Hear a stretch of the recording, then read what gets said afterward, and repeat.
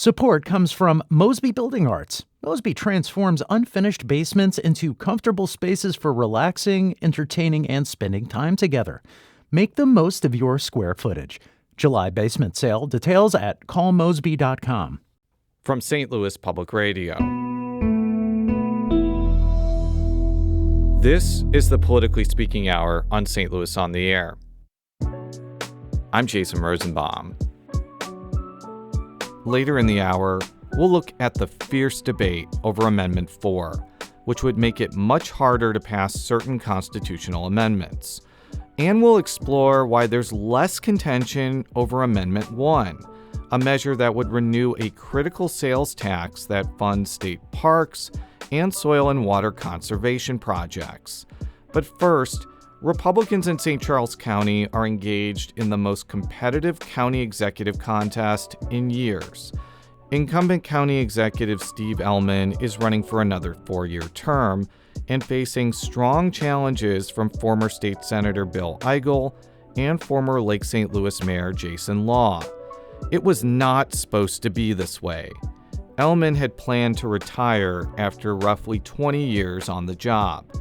But he changed his mind because he was not convinced anybody could beat Eigel, who nearly prevailed 2 years ago in a closely watched Republican primary for governor. Ellman says that Eigel is providing a false impression to voters that the county executive has power to do things it can't do, such as getting rid of the county's personal property tax. I've got to convince the people, unlike my opponent, that the county executive has certain parameters on which to operate. And you're an executive, you're not a dictator. Eigel made a name for himself in Jefferson City with high-profile filibusters and clashes with GOP leadership. Both Ellman and the other major candidate in the race, Jason Law, contend that Eigel plans to use the county executive's post to run for governor again in 2028. Eigel has said he's not planning to do that, and he has also said that he finds Ellman's reasoning for reversing course on his retirement plans perplexing. I mean, I can't imagine insulting the people of St. Charles County by saying that the only reason you're seeking the responsibility of the highest office in the county is because you don't like somebody else. I mean, that is... I have nothing personally against Steve. He's been around a long time. Certainly we disagree on policy and process, but I don't have no personal dislike of Steve Ellman. My goodness. Law, meanwhile, says that both Ellman and Eigel have overstayed their welcome. He doesn't believe Eigel when he says he won't run for governor, or that Ellman will serve another full term. We're talking about data centers and other growth. And, you need to look outside 5 and 10 years. And I don't think he wants to do this job anymore. I think he wants to run for a couple of years and then hand it off to somebody else. Ellman has said he plans to serve out his full term if he wins, which would run until 2030. While the political dynamics of this contest are surely fascinating, it's also notable for policy reasons. This is not a primary where all the candidates are basically the same when it comes to issues. For instance, Eigel wants to eliminate the personal property tax, which both Law and Ellman say is an unworkable campaign promise.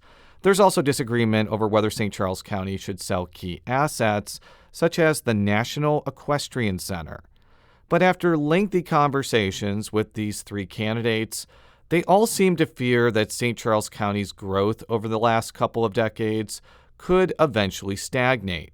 A number of cities in St. Charles County, such as O'Fallon and Wentzville, have experienced major population growth, so much so that the county gained representation in the Missouri House and Senate.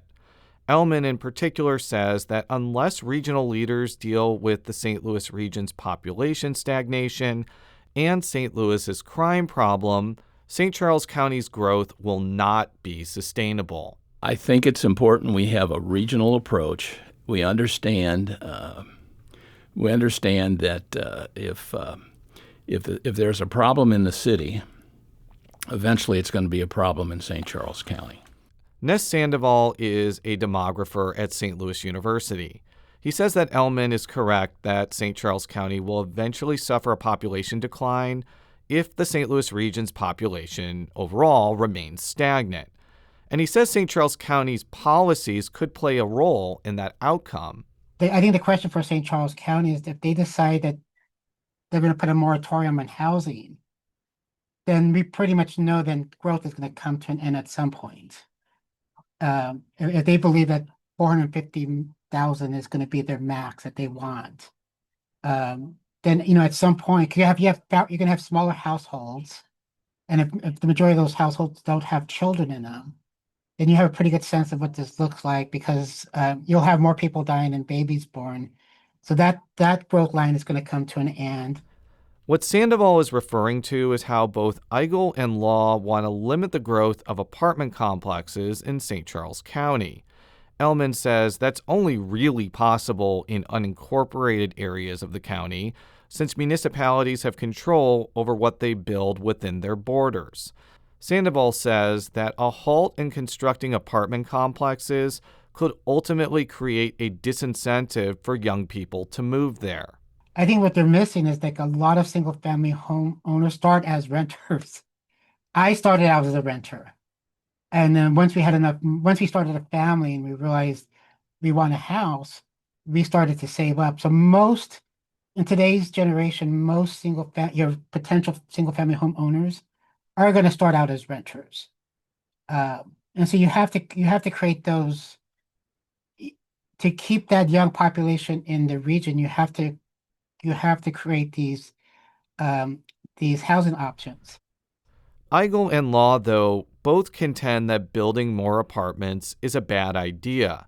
Law says the county's infrastructure just can't handle them, especially in the western part of the county.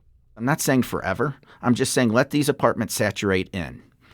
Make sure we have the resources to respond to things for those apartments, and we can provide the services that people expect in St. Charles County. If you overbuild it, you're stretching our resources to the point we can't provide the same resources as we did before. And to address affordability for potential residents, Eigel says eliminating personal property tax is the way to go, not building more apartment complexes.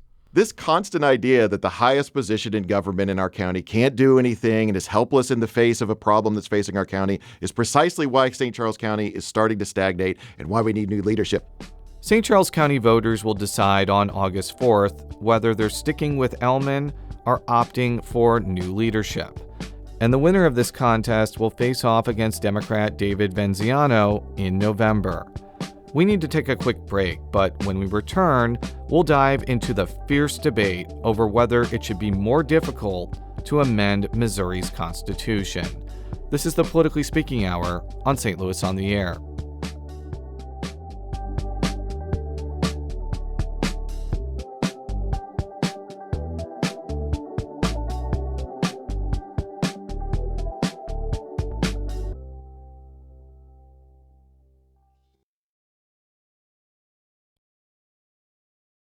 Welcome back to the Politically Speaking Hour on St. Louis on the Air.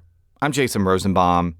Missouri is one of 18 states that allow citizens to use the initiative petition process to pass constitutional amendments. And for years, Missouri Republicans have argued that the current standard to put things in the Constitution, a successful statewide vote, is too easy. So the GOP-dominated General Assembly put Amendment 4 on the ballot. It would require any constitutional amendment put before voters through the initiative petition process to pass in 8 out of 8 congressional districts and through a 50% plus one statewide vote. This measure is getting a lot of attention and a ton of opposition from a number of powerful groups. You'll hear from the spokesperson of one of these organizations trying to defeat Amendment 4 in a few minutes. But Amendment 4 also has its fans, including the Missouri Farm Bureau, an influential group, especially in rural parts of the state. And joining us now to make the case to make it much, much harder to approve some constitutional amendments is Missouri Farm Bureau President Garrett Hawkins. Garrett, welcome to the Politically Speaking Hour on St. Louis on the Air. Well, thanks, Jason. It's been a few years since I've been on your show. Appreciate the opportunity. Appreciate you coming back. Why did the Farm Bureau decide to endorse Amendment 4? Well, actually, our members for about 40 years now have recognized that the threshold for amending our state's most sacred document, the Constitution, should be raised, that the bar should be raised, and it should be more difficult to amend our Constitution. So when this opportunity came about, we see it as a once-in-a-generation opportunity to get us back to an improved process for how our Constitution is amended here in Missouri. There have been a lot of legislative proposals in the past few years to make it harder to amend the Missouri Constitution, and that includes raising the threshold to 60% or 57%, or requiring an amendment to pass in a majority of congressional districts. This requires passage in 8 out of 8 congressional districts. Why do you think it is necessary to place arguably the most restrictive proposal ever against the constitutional initiative petition process before voters? Well, first of all, I think, Jason, it's important to note that this still allows for a citizen-led process. I liken it more to like the Electoral College, honestly, if you think about it at the federal level. What we see oftentimes, and especially over the last 10 years with constitutional amendments, is that oftentimes rural Missouri is left out of the conversation from the very beginning. Signatures aren't gathered in rural areas. Slick ad campaigns aren't ran in rural areas unless we happen to see when we're watching television in the Kansas City or St. Louis, Springfield, or Columbia markets. And so oftentimes, we're then faced with the decision when we go to the ballot box. So, as we think about how to have a more robust conversation about what should be a framework document for government, that's what excites us, that this is actually an improvement in the process that ensures that all Missourians are involved in the conversation of how and when to amend our Constitution. There have been some pro-Amendment 4 groups that have put maps up and said this initiative petition constitutional amendment only passed in highly populated areas and was rejected in a lot of rural counties. And I don't mean to demean rural counties, but fewer people live there. So it doesn't seem like that is a meaningful distinction if one county has 10,000 people and another has 1 million, and the 1 million person county voted for it more. So why would it matter if a lot of sparsely populated counties didn't vote for something in terms of whether something should go into the Constitution or not? Well, I think it gets back to how the conversation starts, and the conversation never starts on a widespread basis across the state. The conversation is initiated in Kansas City and St. Louis primarily to start with. That's where the signatures are gathered. That's where the millions of dollars are spent on slick ad campaigns. So rural Missourians are only get involved in the conversation sometimes only when they enter the ballot box and are faced with the question. So this is about process and improving process to make sure more Missourians are involved in the conversation. That's what we've got to get back to. Do you think there would be as many initiative petition constitutional amendments if lawmakers weren't habitually overruling voter-approved statutory changes? Because you alluded to the fact that this doesn't make any changes to initiative petitions that want to change laws, but it seems like that's not being used as much because the legislature could just obliterate it if they don't like it. Well, so yes. So you get back to the fact that 18 states have a citizen-led process for amending their constitutions, and arguably Missouri is one of the easiest states in which to amend the Constitution. And then you look at this evolution of using the Constitution to literally be a litany of special interest carve-outs or business protections. That's exactly what we've seen with the marijuana amendment. That's what we've now seen with sports betting. I mean, Jason, there's a playbook that Missourians should be aware of. You see a lot of times wealthy out-of-state interests or companies, just like what we saw with sports betting, they pin their own ballot language. They pay professional signature gatherers, primarily to canvass Kansas City, St. Louis, Columbia, Springfield. They pump millions of dollars in slick ad campaigns in those as you would say, population dense areas. And then once passed, they're able to sit back and enjoy the profits from their special interest protections. That's exactly what's happening. So we should be questioning, is it okay for Missouri's Constitution to go well beyond other states? There are 4 states that have constitutional amendments with regard to marijuana. By far, we are the only state that goes so far as setting up taxation, licensing, regulation. 1/5 of our Constitution is marijuana policy. And I still come back to the fact of, do we want our state constitution to be a framework for government, or do we want it to be bought and paid for by special interests? And what we've seen in recent years, businesses writing their own language, writing their own protections, and then sitting back and profiting on our backs. That's the question that people should be asking themselves. One of the more controversial provisions in Amendment 4 is that a proposed amendment put on the ballot by the legislature would only need a 50% plus 1 vote instead of having to pass in 8 out of 8 congressional districts. You're not a member of the legislature. You didn't end up passing that. But why is that? Why should there be 2 standards to pass a constitutional amendment? Well, keep in mind, Jason, 32 states only allow a constitutional amendment that comes through the legislative process. So the majority of states only allow that way. Now, in terms of the legislative process, again, I'll get back to all of us have elected representatives and senators. So when you talk about a referendum that's put on the ballot by the legislature, there is a robust conversation that happens, votes taken, that you can hold your legislators accountable. And then ultimately, once it's approved by the legislature, you should be having conversation leading to the ballot box. So that leads to robust conversation. But I would argue that that's not necessarily happening currently through the citizen-led process, where it seems like everything is rammed and jammed ultimately till Election Day.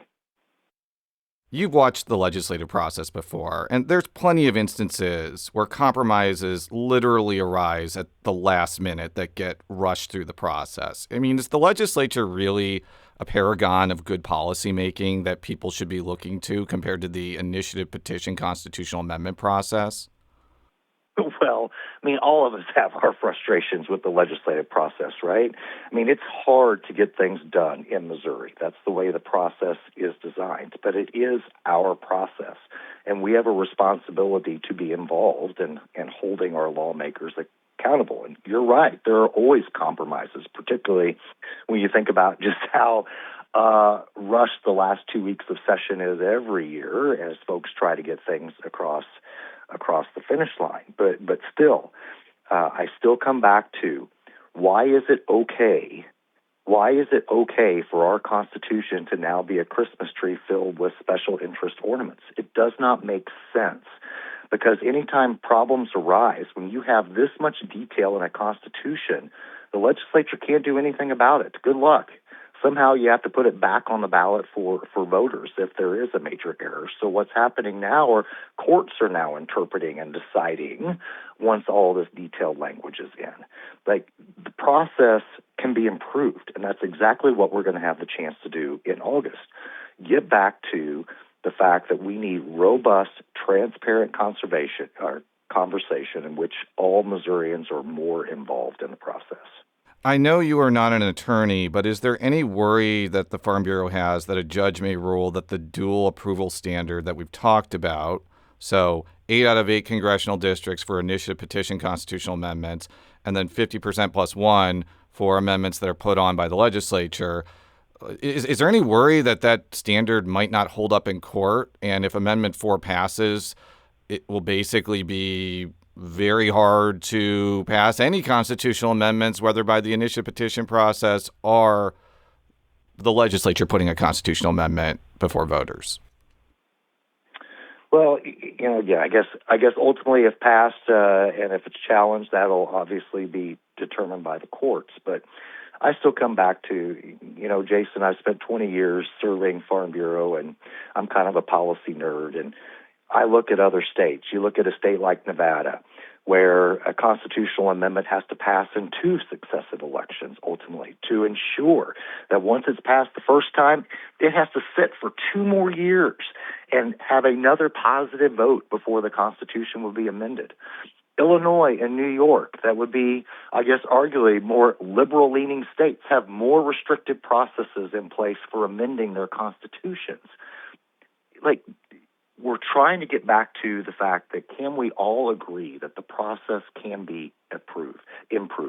Can we all agree that what we've seen in recent years where special interests are penning their own language, they're paying signature gatherers, they're pumping millions into slick campaigns, and then they sit back and enjoy the profits from limited competition? Can we all agree that that is wrong and that we have a responsibility to better protect our framework document for government here in the state? If Amendment 4 ends up passing, what message do you think it would send about what Missourians think about the initiative petition process for constitutional amendments? It would be a recognition that we in Missouri believe that the Constitution is a framework document that should be better protected, and that going forward, further amendments to our Constitution truly should reflect a broad consensus across the state. Again, as we celebrate America 250, think about our founding fathers and how they set up the U.S. Constitution. You look at how few amendments have passed in our nation's 250 years. 38 states, I think, have to agree on a constitutional amendment. Then you start looking at a state-by-state breakdown of how they look at their state constitutions. Again, I think Missouri, like, we all want more transparent government. We want better government. We want our legislature to function. But at the end of the day, we have to ask ourselves, is it appropriate of what's happened in recent years where we see language that should be in statute and regulation now enshrined in the Constitution, and Missourians live with the consequences? That's what we're trying to put before our fellow Missourians this year. And, I think a positive vote will certainly signal that we in Missouri want to do better. That was Garrett Hawkins, the president of Missouri Farm Bureau. His organization endorsed Amendment 4, which would make it harder to incorporate some amendments into the Missouri Constitution. And joining us now to talk about the opposing side of the Amendment 4 debate is Scott Charton, a spokesman for Missourians for Fair Governance. That group is a long-established campaign committee of the Missouri Association of Realtors. Scott, welcome to the Politically Speaking Hour on St. Louis on the Air. Thank you, Jason. I'm glad to join you and glad to talk about Amendment 4, which is a real threat to the people's power. It's the biggest power grab I've seen from politicians in quite a few years of being around Missouri campaigns and elections. So why is it one of the biggest power grabs among Missouri politicians that you've seen? Well, it's the basic unfairness of it, if you think about it. We citizens in Missouri, we've got the power and the freedom to directly propose amendments to the Constitution. The politicians and special interests hate it. For the last 118 years, the citizen-proposed amendments, they've cleaned up political corruption, they've protected taxpayers, reforms that were approved by majority rule, just like we learned in school. But Amendment 4 allows politicians' amendments to pass by a simple majority vote, but you've noted in your interview with the previous guest the unfairness of it. It forces a tougher double standard of passing in 8 out of 8 congressional districts when it's the citizens leading the amendment. So Amendment 4 values your vote based on your street address, your zip code, where you live. It is a hypocritical double standard by politicians, and it destroys one person, one vote. That is a sacred principle. My vote and your vote should count the same as a billionaire or a celebrity influencer or a CEO. And Amendment 4 destroys one person, one vote and majority rule, and it's done by the politicians against the people they're supposed to serve. There are a number of other states that require more than just a 50% plus one threshold to approve a constitutional amendment. I'm not sure if there are any that require all the congressional districts to vote for an amendment, but I do know, for instance, like Florida has 60% instead of 50% plus one. Why shouldn't, from a philosophical standpoint, the threshold be higher to approve a constitutional amendment in Missouri? Well, that's a fine discussion to have over a cup of coffee with a friend who doesn't feel the same way. But the fact is, Jason, what we need to be talking about is what voters are voting on right now with early voting and on August 4th, and that is what's in black and white before us with Amendment 4, because Amendment 4 is permanent. That's why it's an amendment. It permanently surrenders the citizens' initiative power to politicians. I like the philosophical discussion, but truth to tell, that's not what's before us. What's before us is in black and white, and it is a power grab by politicians. Well, I like philosophical discussions too, but your point is well taken there. Another argument that I hear often from Amendment 4 proponents is that the Missouri Constitution is just too big because the Missouri Constitution is just too easy to change. It is objectively larger than the U.S. Constitution, for instance. You've heard that argument many times. What's your response to it? Well, who cares? There's nothing in the rules that says it has to be shorter or longer than the U.S. Constitution. But, for example, your previous guest cited certain proposals that have passed in recent years, and as has been noted, it's because the politicians in Jeff City have overturned and ignored what the people passed on a statutory basis. That's why proponents of certain causes have turned to the Constitution, because it is harder to amend. But here's the problem with that, with Amendment 4, and the way it requires this unfair, undemocratic, you must win in 8 out of 8 congressional districts. What it requires is that if the people someday want to make a change, let's say they don't like recreational marijuana, and the people say, we think we're a majority and we should have a citizens' initiative on this, they'd have to pass that in 8 out of 8 congressional districts.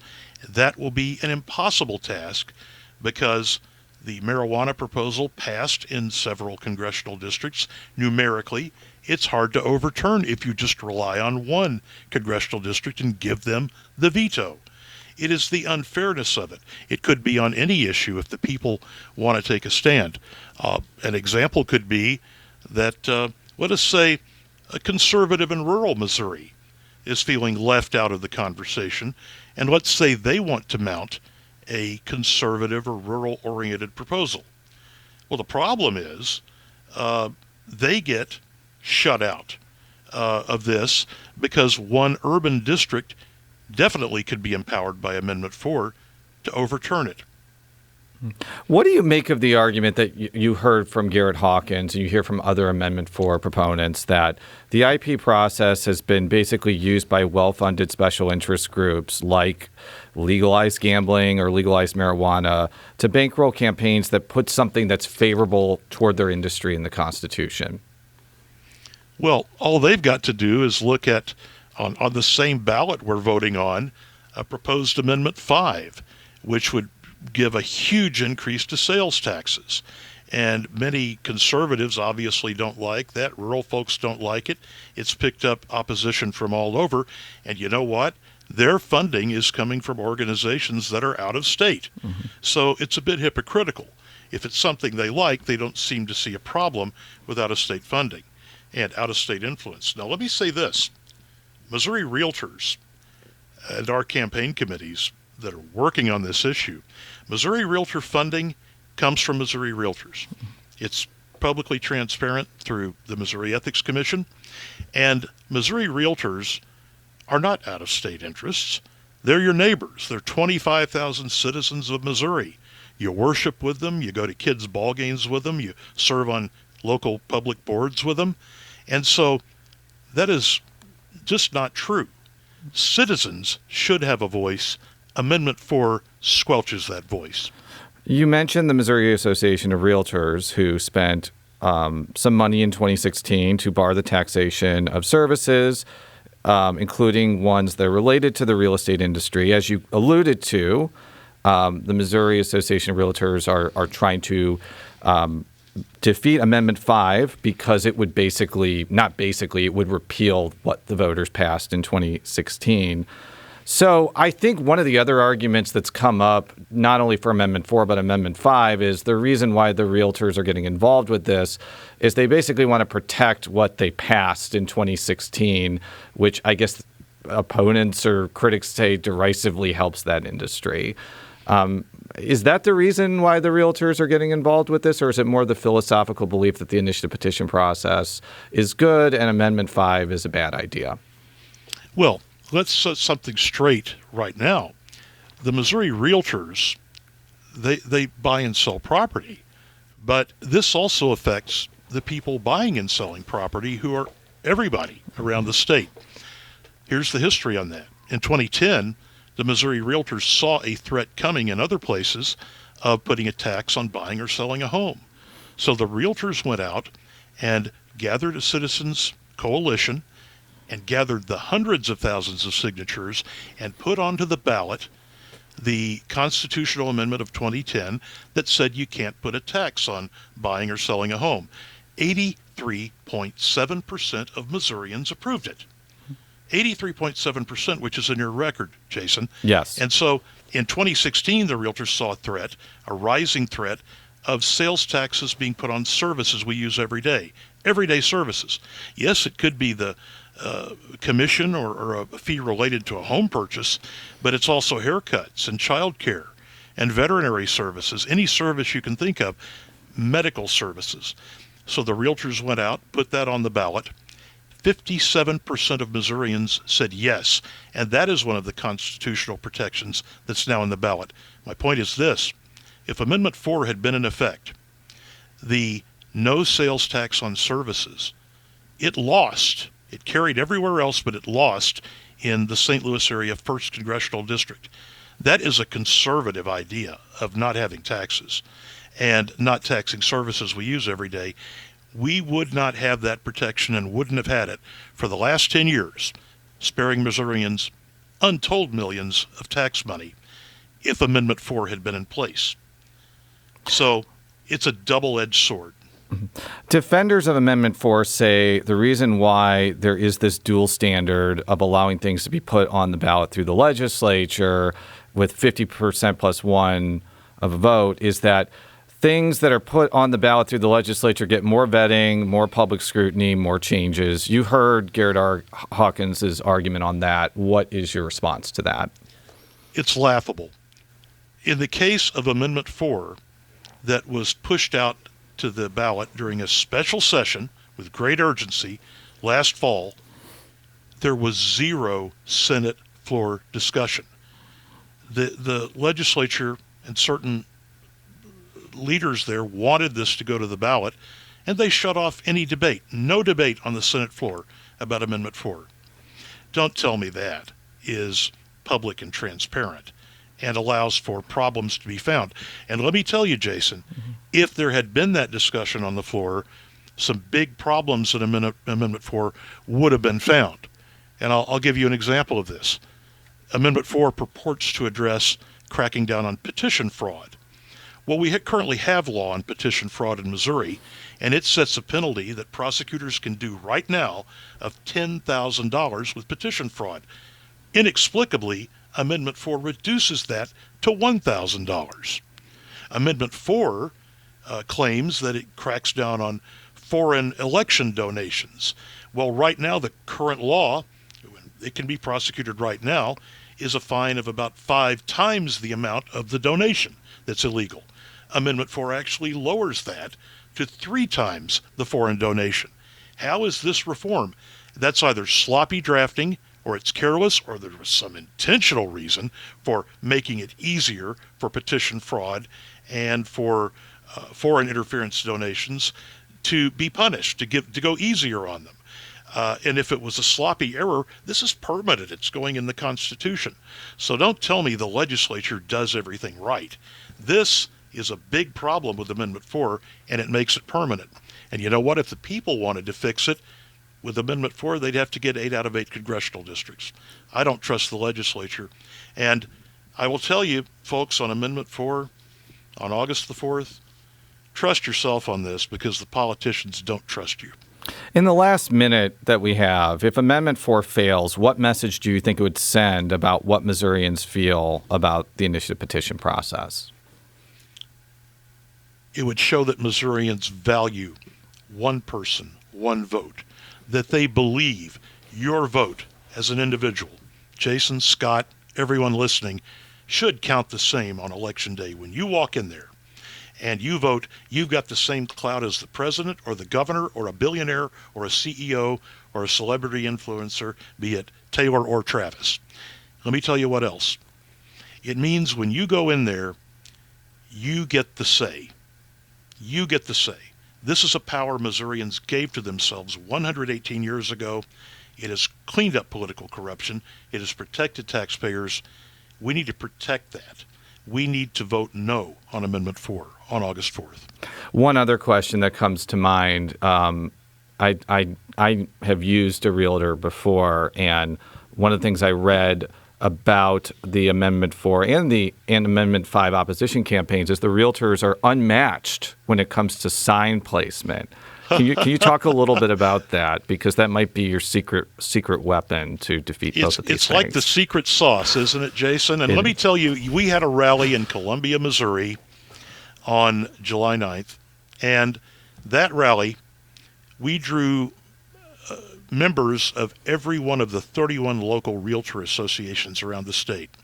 We had more than 300 people in that room in Columbia, all wearing yellow T-shirts, all saying vote no on 4 and 5.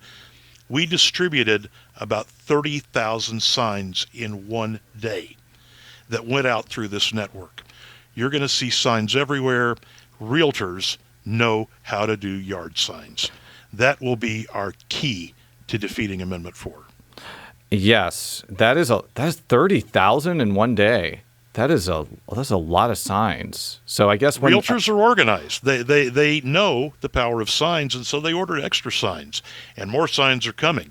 You're going to see more signs on this campaign. Vote no on 4, and also vote no on Amendment 5, which is, by the way, would let the legislature just ignore and blow off those constitutional taxpayer protections.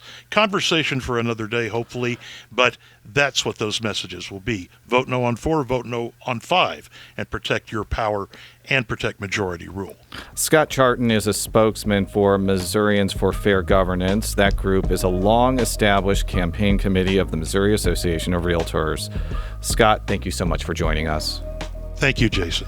We need to take a quick break, but when we return, we'll examine Amendment 1, which reauthorizes a tax aimed at funding soil and water conservation projects and Missouri State Park System. This is the Politically Speaking Hour on St. Louis on the Air.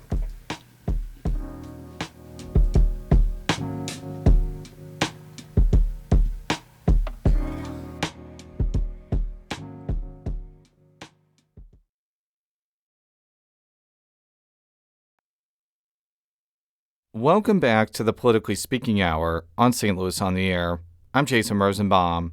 As we've mentioned, Missourians will be deciding on a lot of high-stakes ballot initiatives on August 4th. Some of them, like Amendment 4, are getting a lot of attention and have both sides of the debate spending money. And then there's Amendment 1. This measure reauthorizes a 0.1% sales tax that helps pay for soil and water conservation projects and Missouri state parks. It's not controversial at all. In 2016, it got 79% of the vote and faced no serious opposition. Still, backers of Amendment 1 aren't taking anything for granted, especially since not passing it could have some serious consequences for state parks. Joining us now to talk about Amendment 1 is Kendra Varnes-Wallace, the executive director of the Missouri Parks Association. Kendra, welcome to the Politically Speaking Hour on St. Louis on the Air. Thank you for having me. If Missourians end up voting for Amendment 1 on August 4th, what exactly are they voting for? So, Amendment 1 is the renewal of the park soil and water sales tax. It's been in existence since 1984 when it was first passed, and it is a sales tax that's 0.1%. Half goes to state parks, half goes to soil and water conservation. And it's an important tax for our state because it makes up 75% of the budget for Missouri state parks and historic sites. Has anyone ever explained why this measure needs to be voted on every 10 years and is not just a permanent tax? When it was, brought forth in the 80s, that's after the MDC tax, had already been passed and it doesn't have a sunset. This one does have a sunset on it to where it has to be renewed every 10 years. And the way we look at it is it's a way for state parks to stay accountable. Every 10 years, the public has a chance to vote again and make sure that we're doing a good job. And I think that's one of the reasons it keeps getting passed is because, in my opinion, we have one of the best state park systems in the country. And part of it, dedicated funding, very helpful. And everyone has a say in it. Yes, and by the way, the MDC is the Missouri, I believe the Conservation Commission tax, basically. Is that what you're referring to? So, yes, so that's one of the things that gets confusing to voters, citizens in Missouri. And this is very unique. We have Missouri Department of Conservation, and they have their own dedicated tax. And then Missouri State Parks, which is part of Missouri Department of Natural Resources, they have this sales tax. So it's two separate tax that pays for, natural resources conservation in the state. This tax raises about $140 million every year. What does this money get used for? You mentioned state parks and water and soil conservation projects, but if you could give some examples of how this money is put to use, I would be interested in the answer to that question. So it covers everything, trail maintenance, like Kitty Trail State Park, funding to maintain that trail comes from the sales tax. It pays for campgrounds, like at Montauk State Park.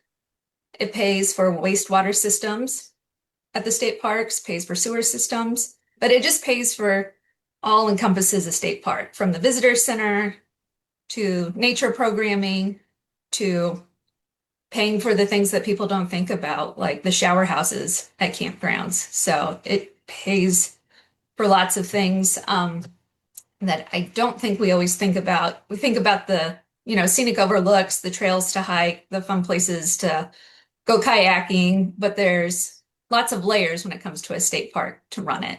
If there wasn't a dedicated sales tax for state parks, do you think that Missouri would have to charge people to either enter or park at the parks? And explain that a little bit more, because that's very foreign to Missourians, but as I'll explain in a minute, it's not foreign in other states. Well, like you said, it generates almost $70 million for the system. And then the other funding comes from like camping fees, some federal grants. They don't receive general revenue. So if you didn't have that sales tax, you need to come up with $70 million. And we know how it is with the budget going through general revenue. You wouldn't know year to year what it is. And you would have to pay to get in to try to make up for some of that funding that's not there. Because as you said, for example, other states around us, you can just go. Somebody sent to me the other day, Nebraska state parks, they went to hike and it was $14 just for a single day pass for a non-resident. I was about to mention that I went to a wedding a few years ago in Oregon, and you had to pay to park at Ecolia State Park. It currently costs $12 just to park there. And if you've ever been to a Missouri state park, you wouldn't think that parking is somehow a luxury because you can just basically park at any designated place and not pay for it. Yeah. And even some states you have to pay to use the shower. So when you think about it, you have to pay for everything, where in Missouri, you pay the sales tax throughout the year. Average is about to be $20, and then $10 for state parks, $10 for soil and water conservation. There is no organized opposition to Amendment 1. I've been a Missouri political reporter for almost 20 years, so this, I think, is the third time I've seen this on the ballot. There has never been organized opposition to any of these reauthorization votes, but I've heard people express concern that it may not sail through this time because there are other amendments that are on the August ballot that are more controversial. First of all, is that a real concern, or is that just like people worrying over nothing? I think it could go either way. I think I'm more worried, August usually tends to have lower voter turnout. So that's a concern. And then there are other amendments, 4 and 5, they're on the ballot. And you see a lot of press about that. And then Amendment 1 is also on the ballot. And maybe it's getting lost in the shuffle, but hopefully, like our group and other groups who are working on this, grassroots trying to get the information out there, can get it out to people to let them know, like, it's here for renewal. And that's I think, very important that people need to realize too, it's not a new tax. It's a renewal, and it's been in existence for 42 years. In addition to like what your group is doing to help this pass, can you talk more about the coalition that is trying to get this passed? Because you're not doing this by yourself or in isolation. There are a lot of groups that want to pass Amendment 1. Our group, we're just one of many that are working together to get it passed. And like you mentioned earlier, Conservation Federation of Missouri, Farm Bureau, there are 2 co-chairs for the committee to get it passed. Then also you have groups like Nature Conservancy, Sierra Club, Soybean Growers Association. So it's a very diverse group of organizations working to get it passed. So I have to admit being a little biased here, because the state park system in Missouri is like one of my favorite things about the state. So I certainly see the value in having a robust and well-funded state park system. But if somebody is like looking at this, even though they know it's a renewal, and they may be like, why is it important for the state to have a well-funded and well-constructed park system? What would be your message to them? It does help some of our smaller communities because a lot of state parks are in rural areas. It gets people to different parts of the state they may not, normally go to. And then while they're there, they'll spend money, at a state park, but probably the town next to it, getting ready for a camping trip, going out to eat, going to buy stuff they forgot. And I think that's one thing that I find beneficial to the state is that economic impact it does have. But then also, it's just a very nice system to have where people can have an opportunity. Maybe they don't have land that they can go hike on or go fish, but they have this opportunity. They can just go to a state park. They can drive in. They can go for a walk. They can go for a hike. They can picnic. And basically, it is free to get in. And you're not paying that $15, $12 to park. And it helps preserve, natural resources that may, be going past, like natural prairies. They work on that. They work on creating habitat for certain insects, flowers, I just think it's a very nice opportunity for our state to showcase what we have, but then also having a place where your citizens can go and recreate and use these resources. Kendra Varnes-Wallace is the executive director of the Missouri Parks Association. Kendra, thank you again for joining us today. Thank you. Be sure to listen to the Politically Speaking Hour on St. Louis on the Air on July 24th, where we'll present a joint appearance with the 2 major contenders for Missouri's 1st congressional district seat, Congressman Wesley Bell and former Congresswoman Cori Bush. The 2 Democrats will answer questions at the same time about their stances on domestic and foreign policy issues and their priorities for the St. Louis and St. Louis County-based district. If you have a question you want asked, send us an email to talk@stlpr.org. You can listen to this joint appearance with Wesley Bell and Cori Bush at noon and 7 p.m. on Friday, July 24th on St. Louis Public Radio.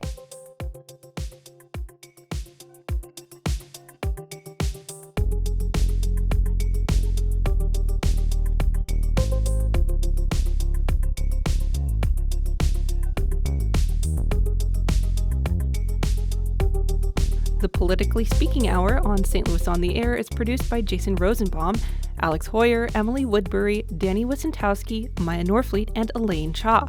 Audio engineering and sound design by Aaron Dorr. The politics editor is Fred Ehrlich. St. Louis on the Air is a production of St. Louis Public Radio.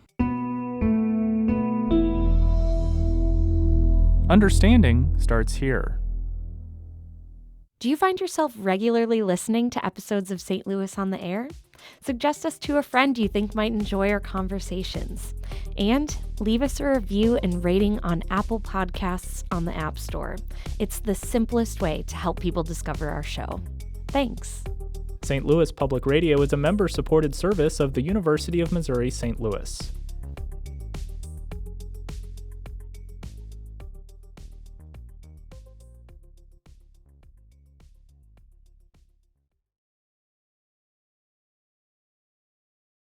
Support comes from Mosby Building Arts, creating laundry rooms with improved storage, workspace, and everyday function for one of the home's most used spaces. Inspiration at callmosby.com.